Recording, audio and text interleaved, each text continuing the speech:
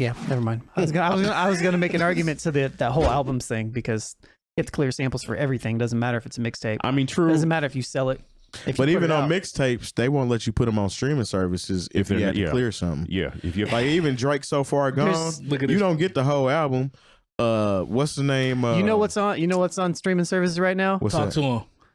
That man is. Yeah, I mean that's true. All right, stop. I'm gonna give you another. I'm gonna give you another example.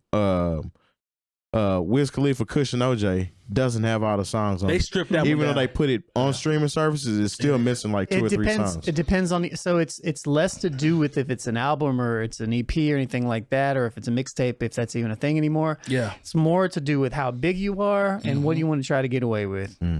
Because if you're relatively unknown or whatever, you know, I mean, much stuff you can go through and find on Spotify that got cleared, or even stuff that, you know, people that register through ASCAP, and like it goes through because they're like, well, one, you don't even check it through ASCAP and that stuff, but two, I mean, I can go right now and put this podcast in 8-minute segments out as an album if I want and release it. Let's do that. And nobody would check it. Nobody would check me for it. You know what I mean? Like I could.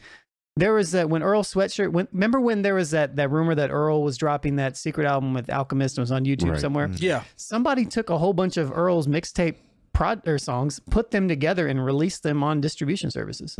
Not Earl. Word. Like, you know, like there's not a ton of not a ton of check and balances. Like once it became like an independent person's game and they allowed pretty much anybody to get into it. It's the Wild Wild West now. It really kind of is for the most part. Like, don't get me wrong, you can get, people can't find it, and then you can get hit with something. People ask me, younger producers or people that I run into alone. I'm sure you've had this as well. They talk about sampling and they say, "Well, man, I hear all these horror stories," and I'm like, "You just starting to make beats, fam, and you just getting your feet wet.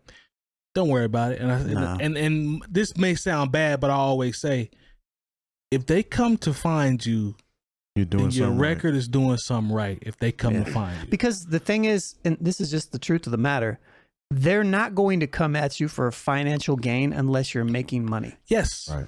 Because otherwise, it's a waste of money to come after you. Then they're just going to do a cease and desist, and you have to remove it or whatever. But I mean, the whole point to come after you is to get paid. That's like Mac Miller and what's the producer, Lord Finesse, I think. Yeah. Yep. I mean, Mac Miller did it as a homage to Lord Finesse. And he wasn't going. And he got, you know, the song blew up and Lord Finesse came after him. But, you know, like. And I'm sure he got what he's supposed to get. Yeah. But the only reason he came after, Finesse came after him was because it was such a huge hit. Right. Yeah. So.